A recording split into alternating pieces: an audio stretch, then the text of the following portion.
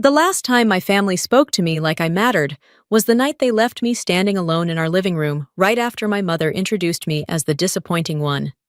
I remember the sting more than the silence, and I remember thinking, for the first time, that maybe disappearing was kinder than staying. My name is Celestra Wynne, and this is the story of what happened when the family that once erased me tried to put me on display only to watch the man they worshipped stand at attention. For me, I left the mountain in silence, the kind that follows you long after the steel doors close behind you.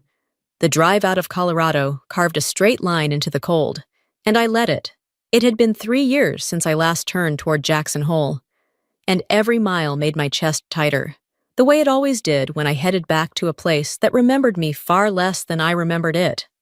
By the time my tires crunched over the old dirt road that led to my parents' house, nothing had changed. Snow layered the roof in the same uneven patches. The porch light still flickered when the wind kicked up, and the smell of something roasting drifted through the air like a memory I didn't ask for. Familiar, yes. Welcoming, never. My mother barely glanced at me when I stepped through the door. She kept tying ribbons around a wreath, muttering about centerpieces and head counts, acting as though I'd stepped out for groceries instead of disappearing from their lives for years. Inside the living room, wall after wall was crowded with Emma's milestones caps, gowns, mountain summits, dress fittings. Not a trace of me past my early 20s. It shouldn't have stung anymore. Yet somehow it still did. Dinner was the same script I remembered, everyone buzzing about the engagement. No one acknowledging my presence.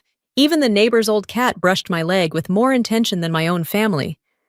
I escaped to the kitchen for a moment of air and found a stack of papers beside the sink. A guest list. My eyes skimmed then froze. Rowan Hale. The name hit me like a dropped weight. A man whose path should never cross mine in a room full of civilians. And suddenly, the engagement party wasn't just a celebration. It was a collision course. The house woke early the next morning, buzzing with preparations for the rehearsal dinner, and I tried to disappear into a quiet corner of the kitchen. I kept my back to the room, rinsing dishes that didn't need rinsing, anything to avoid being pulled into the orbit I'd spent my whole life orbiting around but never belonging to. Of course, hiding never works in families like mine. Someone always finds a way to tighten the invisible leash. My uncle leaned against the counter, studying me like a problem he'd always meant to fix. He wondered aloud if I had ever thought about changing careers, said certain office jobs could trap a person, especially someone without direction. I swallowed the sigh rising in my chest. Moments later, my mother drifted in, trailing the scent of floral spray as she sorted napkins.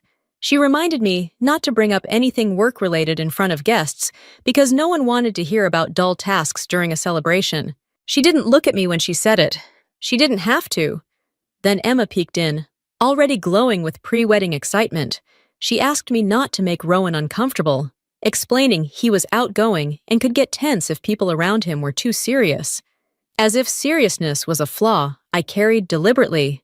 By afternoon, seating assignments were laid out across the dining table.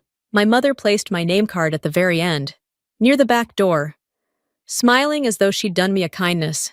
Easier for me to slip out if something came up. She said, I understood the real reason immediately.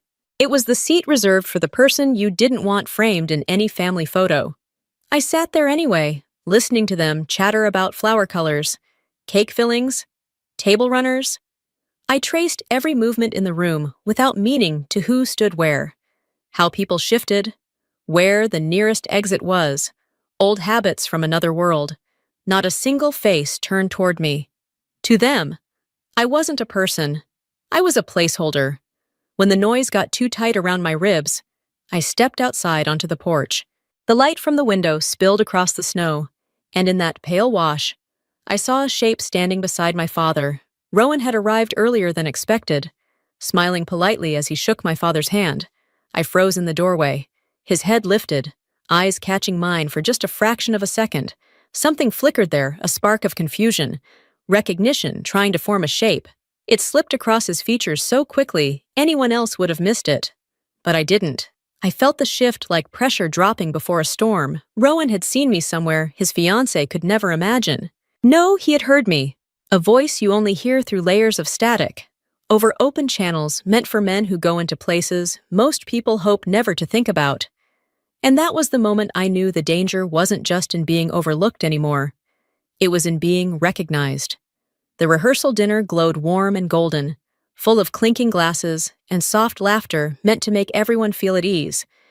I stayed along the edges, a shadow moving between pockets of conversation, careful not to stand anywhere Rowan's gaze could settle too long. But recognition, once awakened, doesn't need direct eye contact. It hunts.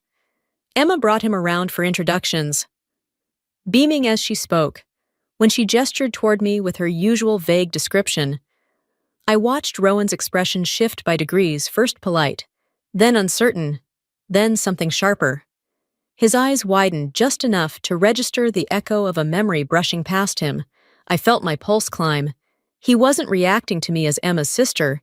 He was trying to place a voice, a tone, a command wrapped inside a moment he survived. A server brushed by, and Rowan's glass trembled in his hand. Not from nerves, not from excitement. I recognized the stance, instantly, shoulders angling, weight shifting, body bracing itself around a question he hadn't yet articulated.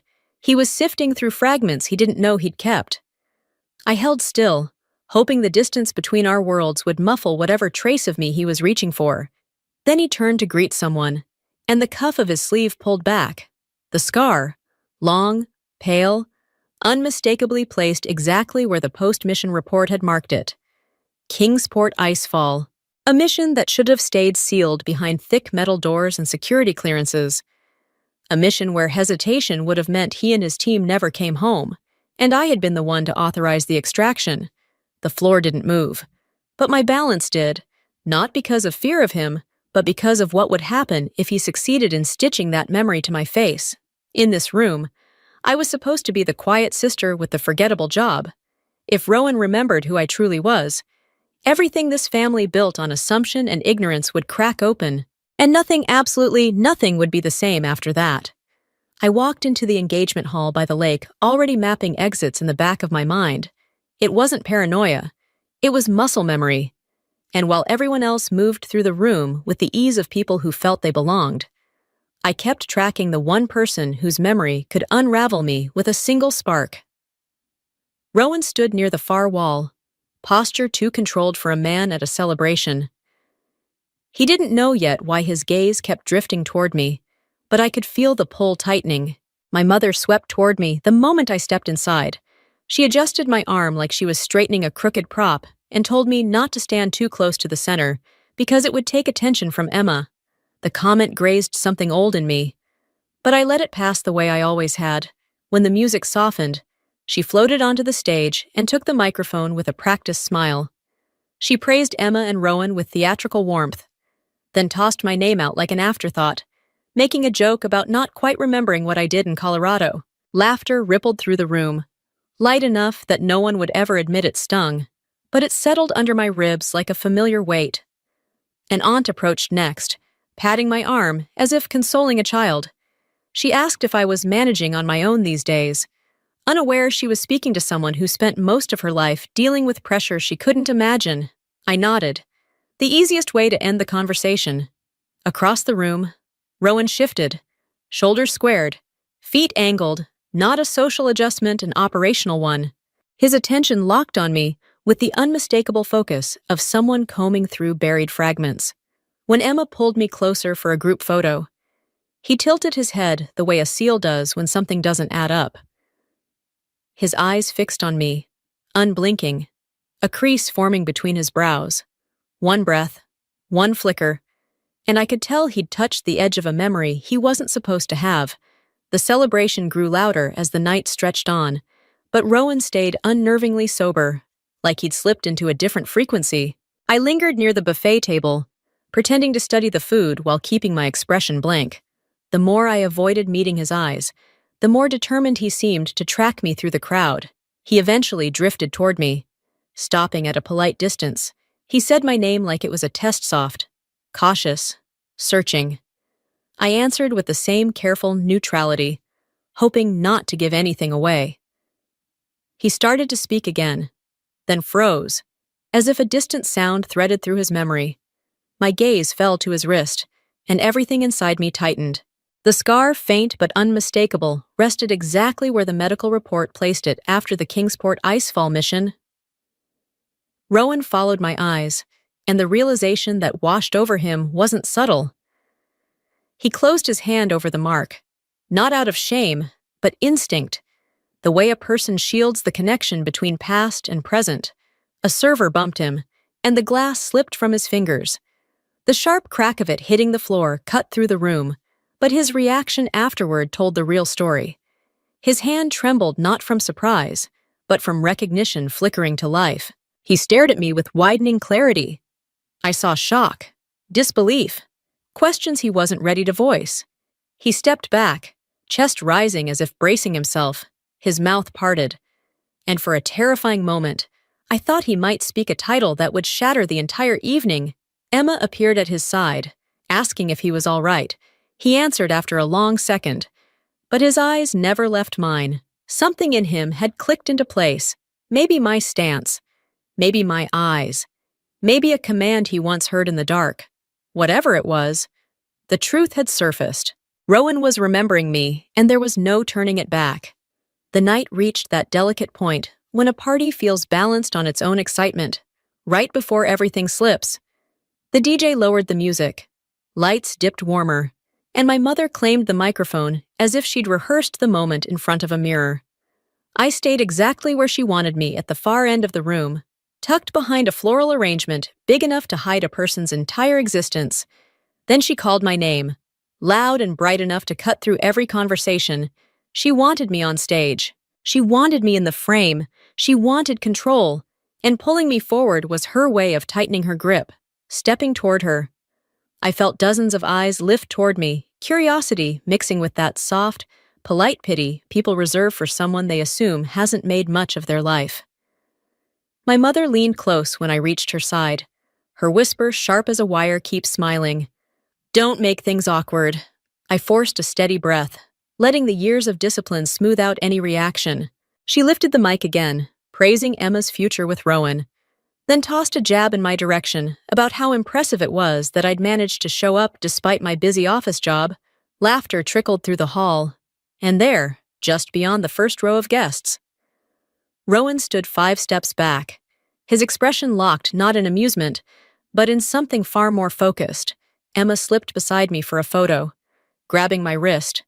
Her fingers brushed the device hidden under my sleeve. A faint green light blinked once. No one else noticed, but Rowan did. I watched the shift in his pupils, the tension pulling through his shoulders. He wasn't confused. He was recognizing something he didn't yet have words for. Before I could move away, a sharp crack snapped through the room. Rowan's glass had fallen, shattering across the floor. He stepped back, spine straightening, heels together, shoulders pinned back with military precision. He wasn't posing. He wasn't embarrassed. He was standing at attention. The room fell silent in an instant. He had identified me completely. The moment Rowan locked into that rigid stance, the atmosphere in the hall twisted into something electric and confused. Guests stared, whispering in fragmented questions. Emma, pale and frantic, rushed toward him, demanding to know what he was doing. But Rowan didn't acknowledge her. He couldn't. His eyes stayed fixed on me, locked in a depth of recognition that reached far beyond family introductions. My mother tried to diffuse the tension with a laugh that scraped across the room. She called him dramatic, insisted he loosen up, then reached for his arm to tug him out of the posture. The instant she touched him, he recoiled sharply, like her hand had struck a live wire. Gasps bounced around the room. It was the kind of reaction only someone trained for danger would have: automatic, instinctive, unfiltered. Rowan parted his lips, and sound pushed out of him, low and shaking not from fear, but from the weight of the truth assembling itself inside his mind. He addressed me with a formality that didn't belong in a lakeside banquet hall. A few nearby guests stiffened, turning to stare between us. Emma's voice cracked as she asked what I had done to cause this. I didn't answer. I didn't need to. The evidence was unfolding without my involvement. Rowan finally forced out more words, halting, strained. He spoke of a mission, a frozen extraction, a voice he had followed through the worst night of his life. He said he recognized the cadence, the steadiness, the decision that saved him. Silence swallowed the entire room. My mother blinked, struggling to reconcile the version of me she had always believed with the one Rowan was naming aloud. I straightened, a quiet certainty settling through me. Rowan tried to continue, but emotion and instinct pinned him wordless. Everything in his stance, his posture, his eyes, his breath pointed to one truth. He wasn't just reacting, he was saluting a superior in front of every person who had spent years refusing to see me. And in that moment, without a single raised voice, the balance of power shifted, irrevocably. The room felt compressed, as if the air itself had tightened around us. Rowan remained locked in that rigid stance, eyes fixed on me with the unblinking intensity of a man confronting the one person who held authority over his survival. His breathing stayed controlled, steady in a way that didn't belong in a celebration, but on a battlefield. One by one, heads turned toward me, and I felt the weight of recognition settle over the hall like they were seeing me for the first time in my entire life. Emma's voice cracked as she asked why he was standing like that. Rowan didn't answer. He couldn't. My mother stepped forward instead, her hands trembling as she tried to regain control of the moment, asking what I'd done to frighten him. She didn't realize she was the one nearing a truth far bigger than her comfort could contain. Then Rowan spoke. His voice cut through the silence with surgical clarity as he identified me, the one who had ordered his extraction from Kingsport's freezing hell. A wave of shock rolled across the room. Utensils clattered. Someone whispered in disbelief. I stayed still, letting the truth hang. My mother stared as if the world had tilted. She asked what I really did in Colorado. I finally answered her, calm, unshaking. I did the work she never cared to understand, and in that moment, the room bowed not out of obligation, but out of fear disguised as awe. No one invited me forward, yet the entire room stepped back, as if clearing space for a verdict they'd spent years avoiding. I stood before the still live microphone, feeling the hum of it beneath my fingertips, and for the first time in my life, I let the truth break the surface. What just happened constitutes a breach of sensitive information. My identity cannot appear in civilian settings of this size. The reaction was instant. My mother's mouth fell open, her breath catching like she'd been struck.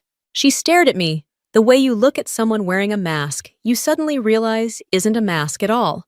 She reached for me, arms wide, trying to salvage something she thought she could still hold. She pleaded to know why I'd hidden this, insisting she would have been proud, that she would have bragged. I stepped back not angrily, but with finality. If I'd told you, you would have called it bragging. If I stayed quiet, you decided I failed. The truth was never going to fit the version of me you preferred. Emma broke next. She demanded to know what kind of work could make Rowan react like that. Why I'd kept her in the dark. I told her simply because the country forbade it. Silence swallowed the room. Then I delivered the part they weren't ready for. After tonight, my civilian contacts must be restricted. I can't maintain our relationship the way it was. My mother cried. Emma crumpled into a chair, but I wasn't sorry. Rowan still stood at rigid attention, carved from duty. I released him with a quiet command.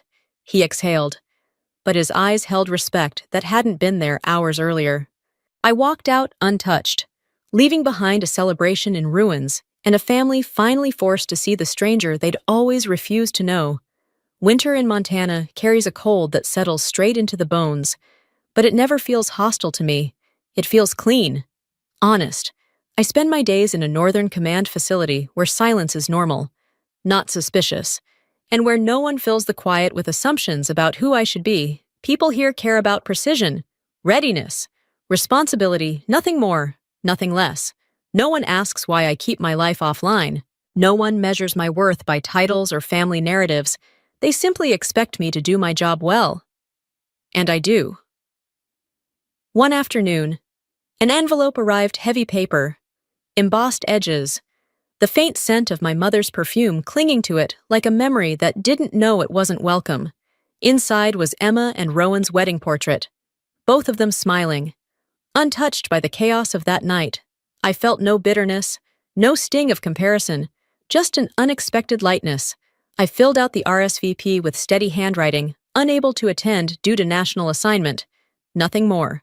Later, on the observation deck, snow swept across the mountains in soft arcs, no voices behind me, no expectations, no shadows from the past, just me finally breathing in a life I chose, free of the place where I'd once been erased. I'd once been erased. I'd once been erased. I'd once been erased. I'd once been erased. I'd once been erased. I'd once been erased. I'd once been erased. I'd once been erased. I'd once been erased. I'd once been erased. I'd once been erased.